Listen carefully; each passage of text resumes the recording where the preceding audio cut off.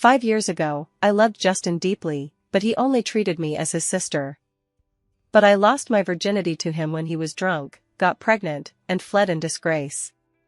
5 years later, I returned as the international top designer with a little devil son who was exactly like him.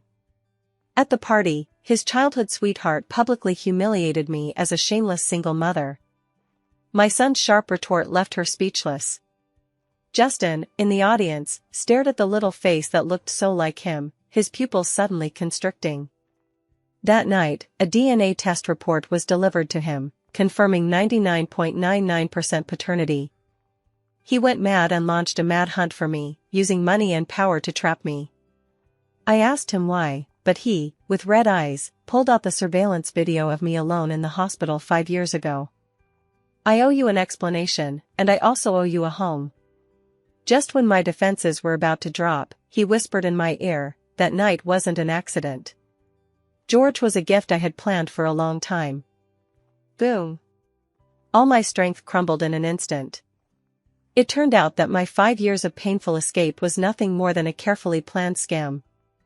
The light from the crystal chandelier shattered in the champagne glass, dazzling me. I held the glass, my fingertips cold. 5 years had passed. City A remained the same, extravagant and flashy. And I, as the world's top designer had returned from Paris and re-entered this world of fame and fortune. Teacher W, your designs are truly stunning. This Heart of the Deep Sea series is a crown tailor-made for you. My partners raised their glasses, their words filled with compliments. I smiled faintly and took a sip of wine. The spicy liquid slid down my throat, suppressing the bitterness surging in my heart. Bonnie. A bright figure slid through the crowd, walking straight towards me. A red fishtail dress, wavy hair, and fiery red lips. Daisy. She took my arm affectionately, as if we were old friends who hadn't seen each other for years. I knew you'd come back. Look at you, you're still as beautiful as ever, just a little thinner. Her eyes fell on my flat stomach, hinting at something. I calmly pulled my hand away and distanced myself from her. Miss Daisy, long time no see. Oh, why call me Miss Daisy? How polite. She said coquettishly, then raised her chin, her eyes showing off without any concealment. I forgot to tell you, Justin and I are getting engaged. Justin. This name was like a needle, piercing the softest part of my heart. I raised my eyes, looking past her, at the man surrounded by people not far away. Justin. He wore a well-tailored black suit, his posture erect and straight as a pine tree. The light fell on his deep features, casting a faint shadow, making him look even colder and more distant. 5 years later, he'd shed his youthful immaturity and become a true, decisive business tycoon. But his eyes, now darker than they were 5 years ago, held an unbreakable ice. He seemed to sense my gaze and looked over at me from afar. Our eyes met. The air seemed to freeze for a second. My heart skipped a beat, but I forced myself to calm down and gave him a slight nod, a greeting. The most polite way to greet a stranger. Justin's eyes darkened, and the air pressure around him dropped instantly. Daisy obviously noticed the undercurrent here. She smiled even more proudly and leaned close to my ear, saying in a voice that only the two of us could hear. Bonnie, do you really think Justin will wait for you if you've been gone for 5 years? Don't dream. He's mine alone. He was, is, and will be. You're bringing a bastard from nowhere, and you're still dreaming of returning to City A? Do you deserve it? Her voice was poisonous, every word dripping with malice. My grip on the cup suddenly tightened, my knuckles turning white. Bastard. Those 2 words, like a red-hot iron, burned deeply into my heart and my son. Daisy. My voice was cold. Watch your mouth. What? You're so angry because I hit the nail on the head? Daisy laughed so hard that her body shook. What right do you, a woman who's pregnant before marriage, have to act so superior here? If it weren't for the fact that you used to follow Justin around like a little tail, I wouldn't even think it was dirty to let you in. The surrounding guests seemed to sense the tension and cast curious glances.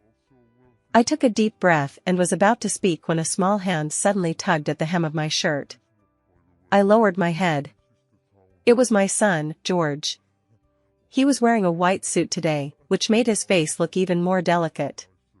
His deep eyes, just like Justin's, were staring coldly at Daisy. His small body stood in front of me, like a cub protecting a lioness. "Auntie," George said, his voice soft, but with a calmness and logic that was inconsistent with his age. "According to the law, illegitimate children enjoy the same rights as legitimate children, and no organization or individual may harm or discriminate against them. You just used the word bastard to personally attack me, which constitutes an insult. I can sue you." Daisy's smile froze. She had probably never imagined that a little kid who looked no more than 4 or 5 years old could actually say such a thing. You little kid, what do you know?" She was filled with embarrassment and anger. "I don't know much." George tilted his head, a sly glint in his eyes. "I only know that someone who doesn't even know basic manners and respect has no right to stand here and dictate my mother's private life. Also, my dad said that what he hates most is people like you, whose brains are filled with paramecium but who always like to show off their intelligence everywhere." "Paramecium?" A suppressed chuckle echoed around them. Daisy's face flushed red. She pointed at me, her lips trembling. "Bonnie, this is the good son you've raised. Those I teach are naturally the best." I reached out, pulled George into my arms, and ruffled his soft hair. A wave of warmth welled up in my heart. My son, my precious child. He was my only light during these 5 cold years. At that moment, a powerful sense of oppression washed over me. I looked up suddenly. Justin had already approached me without me noticing. His towering figure loomed over me, isolating Daisy and me from 2 separate worlds. He didn't look at Daisy, nor even at me. His gaze was fixed on George's face in my arms. Those deep eyes swirled with a turbulent wave I couldn't fathom. Shock, ecstasy, pain, disbelief, a myriad of emotions mingled, nearly tearing him apart. His Adam's apple rolled violently, and his heart beat frantically in his chest, each beat louder than the last, making his eardrums buzz. That little face that looked so much like his. That identical teardrop mole beneath the corner of the eye. A crazy thought, like a prairie fire, instantly burned through his limbs and bones. "Bonnie." He finally spoke, his voice hoarse, carrying the pain and madness that had been suppressed for 5 years. "Let's talk." Daisy hurried forward and pulled his arm. "Justin, what's there to talk about with her? She. Get lost." Justin didn't even look at her, just uttered a single word. Those 2 words were icy cold, carrying an unquestionable command. Daisy's face paled instantly. I held George in my arms and took a step back, creating some distance between us. "Justin, I don't think there's anything to discuss between us," I said in a calm voice. "My son is still here, so it's not convenient." "Bonnie." He took a step forward, reaching out to grab my wrist. Holding my child, I deftly dodged sideways. "Justin, please respect yourself," I said, no longer looking at him, holding my son, and turned away. The high heels tapped against the marble floor, making a crisp and resolute sound. Every step felt like stepping on Justin's heart. He stood there, watching the backs of us, mother and son, as we left resolutely, the madness and pain in his eyes almost overflowing. 5 years. He had been searching for her for 5 whole years. This woman had actually dared to take his son and hide from him for 5 years. That night, in Justin's private villa, the man sat on the dark sofa, his cigarette burning from end to end, the ashtray overflowing with butts. The whole room was filled with the strong smell of tobacco. The phone vibrated. He picked it up and opened the encrypted email he had just received. Inside was a single document, a DNA test report. Client, Justin. Sample A, Justin. Sample B, George. Test results. The probability of paternity is greater than 99.99%. Justin's pupils suddenly constricted. He stared intently at the eye-popping numbers on the screen, his body trembling slightly with extreme emotion. He suddenly stubbed out his cigarette, picked up his phone, and called his assistant. "Check it for me." His voice was more fierce and violent than ever before. "Every detail of Bonnie's departure from City A 5 years ago. How she left, where she went, who she met. I want to know everything. And Daisy." He paused, a bloodthirsty glint in his eyes. "Make her pay for what she did." Justin's offensive, like a silent web, began the next day. An anonymous package arrived in my studio. When I opened it, I found silk fabric from Italy's top-tier workshop, Etoile. That was my dream design for the next season. Before I even had time to contact the person, a collaboration invitation from a French couture brand arrived neatly in my email. They specifically wanted to work with W. The power behind this is self-evident. I frowned and tossed the fabric and invitation into the shredder. "Bonnie, wake up. This is a sugar-coated trap." But that afternoon, when I went to pick up George from school, I saw several men blocking the kindergarten entrance, whistling at a young girl. I instinctively shielded George behind me. Before I could call the police, a black Bentley suddenly pulled up. Several bodyguards in black suits rushed down, their movements so smooth that the thugs didn't even have time to react before they were pinned to the ground. The lead bodyguard bowed respectfully to me. "Ms. Bonnie, Mr. Justin is concerned for your safety." He paused, his eyes landing on George, a hint of complexity in his expression, and the young master's safety. I froze. "Justin. He actually sent someone to follow me. Tell Justin I don't need it." I took George's hand, turned around and walked away, my voice cold. "Mom, that uncle seems to be protecting us." George raised his little face, an innocent expression on his face. My heart stabbed. Protection? This was clearly surveillance. I had to show him that I, Bonnie, wasn't a caged bird. That day in the studio, I was discussing the details of a shoot with a new male model. His name was Evan, handsome and cheerful. I leaned in close, my fingertips casually tracing his firm abs, my voice soft and seductive. "Evan, this move, a little closer." Evan's face flushed instantly. The atmosphere was extremely ambiguous. Just then, the studio door flung open. Justin stood there. He was enraged, a terrifying chill emanating from his body. His deep eyes were fixed on my hand and the man in front of me. The air instantly dropped to freezing point. "Justin?" I feigned surprise and pulled my hand back, as if nothing had happened. "Is something wrong?" Justin didn't answer. He walked towards me step by step, each step like stepping on my heartbeat. He ignored everyone and grabbed my wrist, squeezing it so hard it nearly broke my bones. "Bonnie," he gritted his teeth, his voice filled with uncontrollable violence and possessiveness. "You have to play with fire like this, don't you?" "Justin, please let go." I struggled. "We are working." "Work?" He sneered, his eyes cutting through Evan like a knife. "Is this your job?" He took out his cell phone and dialed a number. "Publicize all negative information about Evan online within 5 minutes. Make him completely disappear from the industry." The call ended. Evan's face paled. He looked at Justin in horror, then at me, his lips trembling, unable to utter a single word. I was stunned. I hadn't expected him to be so crazy, so ruthless. For a vain thrill, he'd ruined someone's future. A chill ran through my heart. "Justin, you're crazy." "I'm not crazy." He suddenly pulled me close, almost touching my nose, and his hot breath sprayed on my face. "I'm just telling you, Bonnie, don't ever think of escaping from me in your life. If you dare touch another man, I'll destroy him." His paranoia, his madness, was like a giant net, trapping me tightly. I felt suffocated. "Let me go." Just as we were struggling, my brother Gavin rushed in. He pushed Justin away and protected me behind him. "Justin. What on earth do you want to do?" My brother's eyes were red, like an enraged lion. "My sister just came back, are you going to force her to death?"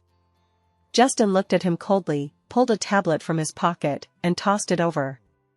"See for yourself." My brother caught it and clicked on it. On the screen was a surveillance video from 5 years ago. The footage was blurry, shot from a hospital corridor. A frail girl sat alone on a cold chair. She wore a thin hospital gown, clutching a piece of paper. Her expression was unclear, but tears streamed silently onto the paper.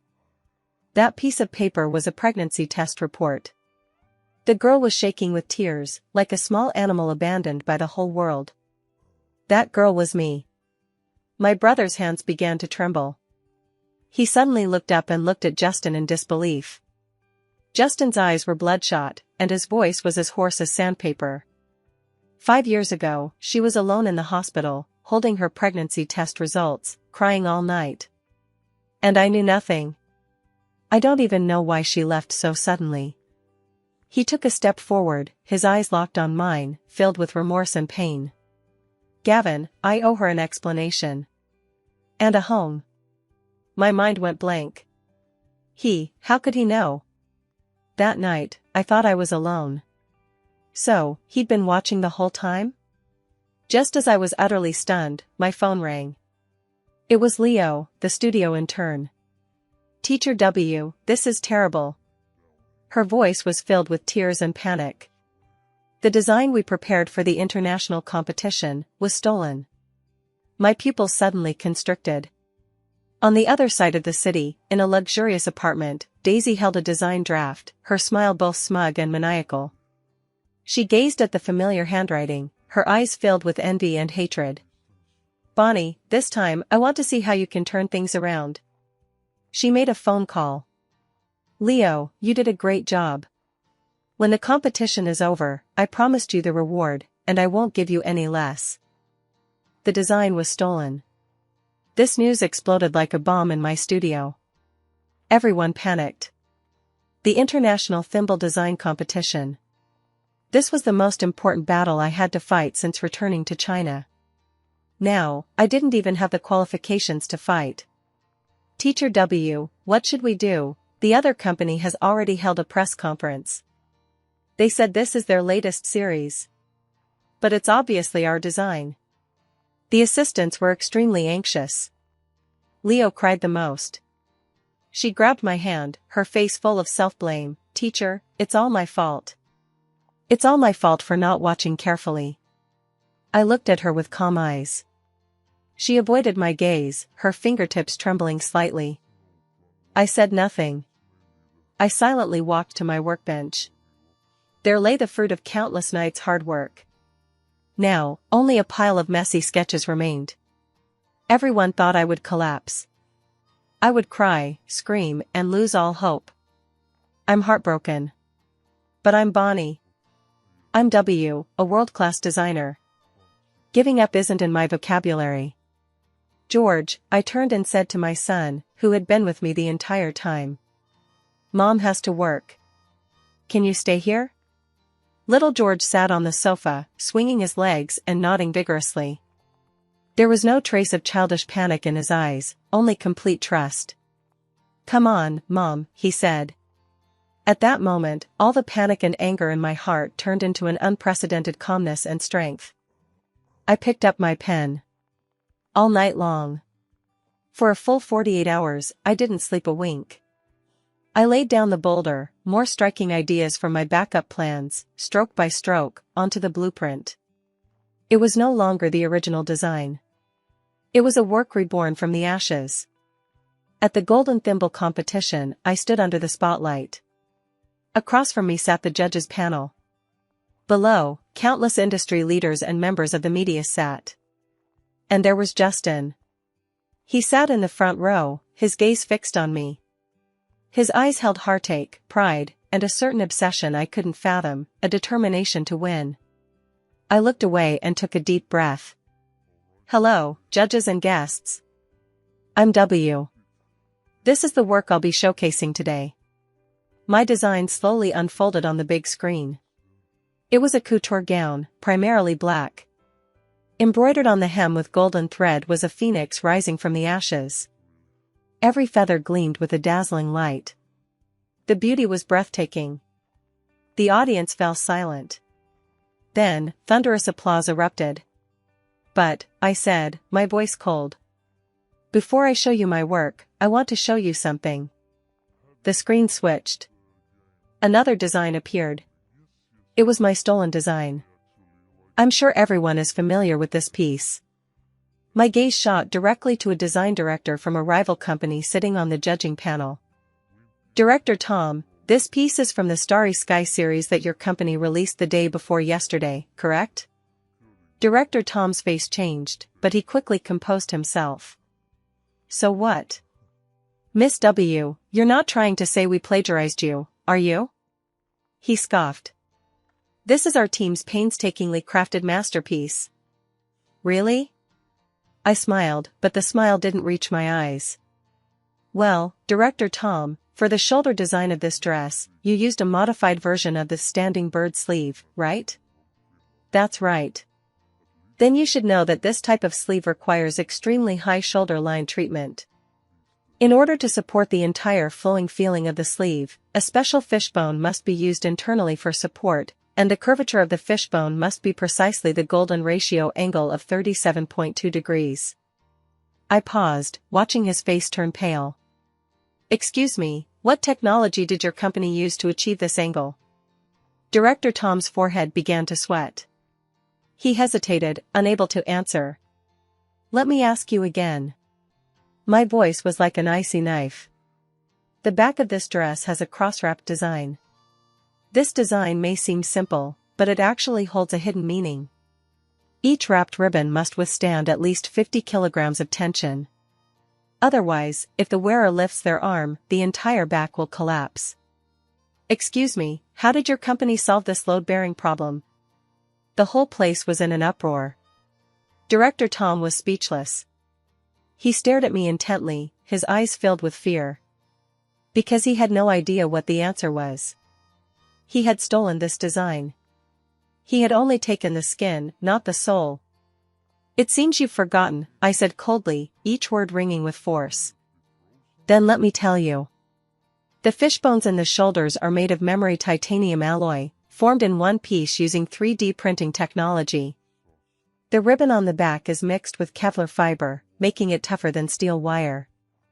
These are the technical difficulties that took me 3 years to solve. How can a thief who doesn't even understand the principles of design be called a designer? You don't deserve it." I almost yelled the last 3 words. The entire venue was utterly silent. Everyone was stunned by my words. Seconds later, the esteemed chairman of the judging panel was the first to stand up. He led the applause. "Brilliant. Absolutely brilliant. This is true design. True talent. Ms. W, I declare you the winner of this year's Golden Thimble competition." Applause poured in like a tide. I won. When everyone thought I'd lose, I emerged as the most powerful fighter and became a legend. I stood on the stage, receiving everyone's praise. But my gaze, involuntarily, fell on Justin in the audience. He was looking back at me. His eyes were burning more intensely than ever. It was a mixture of heartache, pride, love, and madness. It was as if he wanted to devour me alive. At the celebration banquet, I drank heavily. I needed alcohol to numb my surging emotions. I succeeded. But inside, I felt empty. After an unknown amount of time, the banquet ended. I staggered out of the private room. A hand reached out from the side and supported me. It was Justin. "Drunk?" His voice was low and hoarse. I didn't push him away. The alcohol had made me let down all my defenses. I leaned against him, tilted my head back, and looked at him with drunken eyes. "Justin. Why, are you so nice to me?" I asked him. I asked the question that had been lingering in my heart for 5 years. His body stiffened. The hand that held me tightened suddenly. He looked down at me, his deep eyes filled with turbulent waves. He was silent for a long time. So long that I thought he wouldn't answer. Then, I heard him whisper in my ear in a voice that was almost broken, yet incredibly clear. Because that night wasn't an accident. George, it was a gift I had planned for a long time. I love you, Bonnie. For many years. My mind went blank. The alcohol had instantly sobered me up. I shoved him away. I stared at him in disbelief. What did he say? Which night wasn't an accident? Was George, his long-planned gift? So, everything that happened 5 years ago was all planned by him? I thought that crazy drunken night, the pain and struggle of an unexpected pregnancy, the self-sacrifice of leaving alone so as not to burden him. Was it all fake? Was this all a setup? I looked at him, eyes filled with shock, a sense of being deceived, and a surging anger. Justin, you really disgust me. I squeezed these words out through gritted teeth. For 5 years, I was like a fool. I watched over a so-called accident, licking my wounds alone. The sacrifice I thought I had made, the guilt I carried, the loneliness of being far away from home, it was all a carefully orchestrated play. I was the only protagonist in a play who was kept in the dark. How ridiculous. I turned and walked away. My steps were stumbling, but surprisingly firm. Bonnie. Justin chased after me and tried to grab my hand. I shook him off like I was avoiding the plague. Don't touch me. His hand froze in midair. The pain welling up in his eyes threatened to overflow. Bonnie, let me explain. Explain? I laughed, tears streaming down my face. Explain how you schemed against me? Explain how you treated me like a reproductive tool? Or explain your ridiculous, long-planned love? Justin, you don't understand what love is. You only know how to possess. I grabbed my bag and rushed out of the hotel without looking back. Behind me, I could hear his suppressed, beast-like roar. I took George and disappeared. I changed my phone number, gave up my rental, and moved into an apartment no one could find. I locked myself away. Like a wounded hedgehog, I curled up in a corner, licking my bloody wounds. George was very well behaved. He seemed to sense that something was wrong with me, so he didn't make a fuss, but just stayed with me quietly. He would touch my face with his little hands. Mommy, don't cry. My heart ached like a needle. I held him, tears streaming down my face. I'm sorry, baby. I'm useless. I couldn't give you a complete family. Justin went crazy. He used every connection he had in City A to find me. I hung up on my brother Gavin. I blocked the studio's phone. He was like a headless chicken, running around the city. I just watched the news indifferently, his increasingly haggard appearance, his eyes bloodshot. My heart was still calm. You've destroyed my world. Why should I let you off easy? Just then, Daisy appeared. Like an elegant, poisonous flower, she quietly blossomed beside Justin. Media captured her entering and leaving Justin's group, gently adjusting his tie. She was filmed helping Justin into his car while he was drunk. She even visited Justin's home. In front of Justin's elders, she played the role of a considerate, love-struck, perfect fiancée. Grandma, I know Justin has feelings for Bonnie. She lowered her eyes, her voice filled with grievance. But Bonnie, she keeps pestering Justin with the child. Justin was just soft-hearted and couldn't bear to refuse. I don't mind, as long as I can be with him. But I'm afraid that the gossip of outsiders will ruin Justin's reputation. Justin's grandmother, a lifelong dignified old lady, had a dark expression. Her most important concern was the family's reputation. A woman of questionable character, a child of unknown origin. This was a complete disgrace. That's enough. The old lady tapped the ground heavily with her cane. That woman can't stay with Justin anymore. Daisy, you're a good girl. Settle your marriage with Justin as soon as possible. When Justin heard the news, he was in his office, staring at my photo. He slammed his glass down, sending shards flying across the floor. I won't marry her, he said to the butler on the other end of the phone, word for word. I won't marry anyone except Bonnie. If Grandma forces me, I'll. He trailed off. But the devastating madness he exuded, through the phone, was chilling. He was prepared to use force. He was going to lock down the entire city and force me to show up. Just as he was about to issue the order, a video window suddenly popped up on his personal computer. It was George.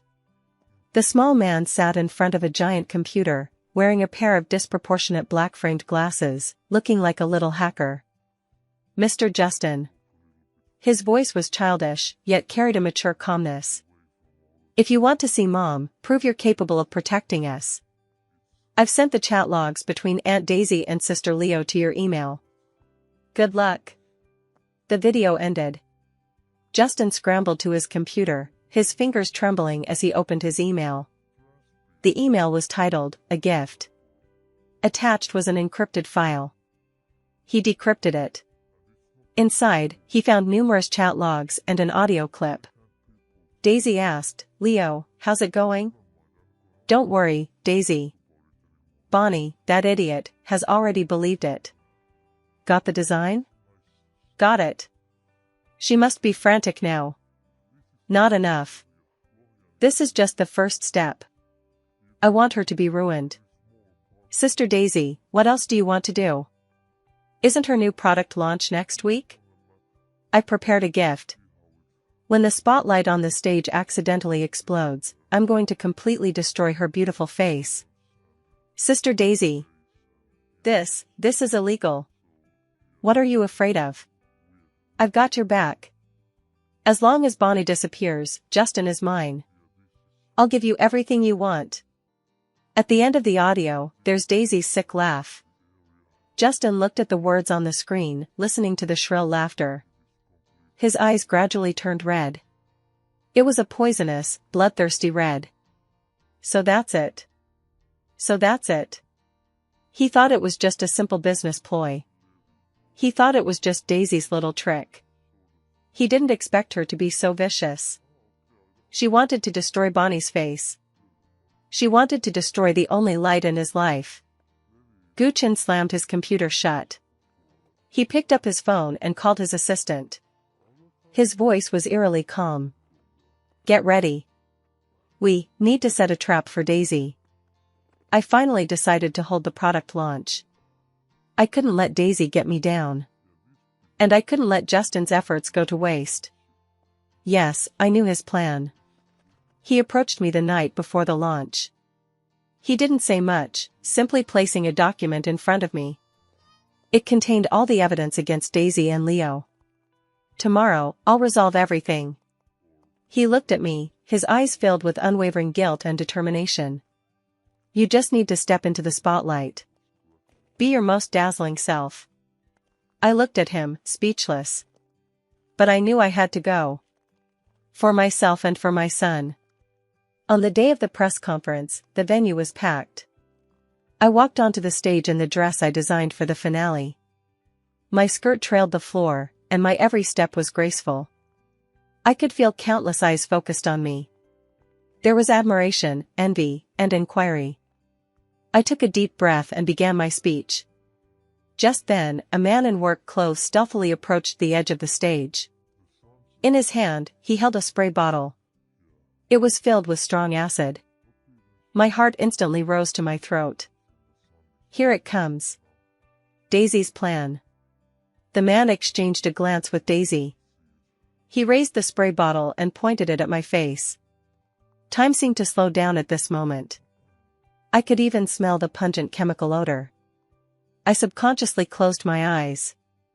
My body stiffened, unable to move. At this critical moment, a dark figure suddenly rushed up from the stage. It was Justin. Without hesitation, he used his back to block my way. Puff. The liquid splashed onto his back. Hiss. He groaned, his body trembling violently. The fabric of his suit corroded instantly, emitting bursts of white smoke. "Justin!" I screamed. The whole place was in an uproar. Everyone was stunned by this sudden scene. Daisy also stood up. Her face was filled with just the right amount of panic. "Justin! How could you be so stupid?" She rushed onto the stage, trying to help Justin. Her exclamation seemed incredibly fake. Justin pushed her away. He turned around and looked at me. His face was pale, his forehead covered in sweat. But his eyes were surprisingly bright. "Bonnie, you're okay, that's good." As soon as he finished speaking, the large screen in the conference room suddenly went black. Then, a piercing recording echoed throughout the venue. "Leo, how's it going?" "Don't worry, Daisy. That idiot Bonnie already believed it." "Got the design?" "Got it." "She must be freaking out right now." "Not enough. This is just the first step. I want her to be completely ruined." "Isn't her new product launch next week?" "I prepared a gift. The spotlight on the stage will accidentally explode. I'm going to completely destroy her beautiful face." The recording played over and over again. Like a sledgehammer, it hammered down on everyone's heart. Then, the screen began to play surveillance footage. It showed Daisy and the bribed worker making a deal backstage. She was seen handing a bottle of liquid to the worker. The evidence was irrefutable. Daisy's face instantly lost all color. Her face was ashen and her body was shaky. "No. No. That's not the case." She screamed hysterically. "Justin, I love you so much. I love you so much. Why can't you see me?" She rushed to Justin like crazy. "I do all this for you."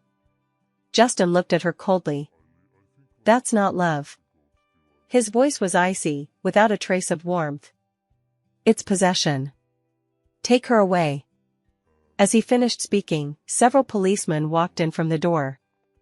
They held Daisy, who was still struggling frantically, and Leo, who had already been paralyzed by fear, on either side. "I'm not crazy. I'm not." Daisy's screams echoed throughout the venue. But soon, she disappeared out the door. The world finally fell silent. Justin, ignoring his injured arm, walked towards me. He walked slowly, each step seeming to exhaust all his strength. He reached me, under the gaze of everyone in the room. Kneeling on one knee, he pulled a velvet box from his pocket. He opened it. Inside was a dazzling diamond ring. The design was a sketch I had casually sketched in a notebook 5 years ago. I thought it had been lost long ago. "Bonnie." He looked up at me. His deep eyes were filled with undisguised affection, pain, and desperate pleading. "I planned the beginning. But I want to leave the ending to you. Marry me. Let me spend the rest of my life paying for my selfishness. Protect you and George." I looked at him. At the hideous wound on his arm, burned by the acid. At the ocean of deep affection in his eyes, enough to drown me. 5 years of grievances. 5 years of strength. 5 years of disguise. At this moment, it all collapsed. My tears, like pearls from a broken string, burst forth. I covered my mouth, sobbing uncontrollably. I didn't agree. I didn't refuse either. I simply cried and helped him up. "Let's go to the hospital first." Daisy's fate soon spread throughout City A. She was sentenced to 10 years in prison for intentional injury and commercial defamation. Because of her, the family business suffered an unprecedented blow, the stock price plummeted, the capital chain was broken, and it completely fell from the altar of the top wealthy family in City A. All of this was what she deserved. Inside the VIP ward, the smell of disinfectant was cool and reassuring. I took a cotton swab, dipped it in ointment, and carefully applied it to the wound on Justin's back. The hideous burn was shocking. My hands were shaking. "I'm sorry." I lowered my head, my voice choked with sobs. "If it weren't for me, he wouldn't be hurt." "Silly." He lay on the bed, looking at me sideways. "I should be the one to say sorry." The ward was quiet. Just the two of us. Sunlight filtered through the blinds, casting dappled shadows. The atmosphere was incredibly warm. "Bonnie." He suddenly spoke, his voice soft. "I haven't finished telling you what happened 5 years ago." My hand, still applying the medicine, paused. I don't want to hear it. I turned my head away, but the thorn in my heart remained. No, you have to hear it, he insisted. Listen to me, then decide whether or not to forgive me. He looked at me with a look in his eyes that I had never seen before, a fragility and exhaustion. There's a ridiculous curse in our family. A curse? I was stunned. No male in the family will live past the age of 40. Unless... He paused, his Adam's apple rolling. Unless you unite with your destined lover on a full moon night at midnight, the only way to break it. My mind went blank. What era was this? Cursing? 5 years ago, I was 35. His voice seemed to come from far away. My body has begun to show signs of failure. The doctor said I have 3 years at most. I consulted all the experts, but they were all helpless. That's when I met you. Bonnie, you are the one who can break my curse. I looked at him and moved my lips, but no sound came out. I'm about to die. He smiled, a bitter smile. I'm too selfish. I don't want to die like this. I want to leave my bloodline, I want to leave some proof of my existence. So, I planned that accident. I thought that after I had a child, I would die alone and quietly. But I didn't expect you to leave. After you left, I was tormented by pain every day. That pain was 10,000 times more painful than my physical breakdown. But it's that pain that has, miraculously, kept me going until now. Until the day you returned, he finished. The room fell into a deathly silence. I looked at him, at his face, filled with pain and deep affection. My heart felt like it was being gripped tightly by an invisible hand. It ached and ached. So that's how it was.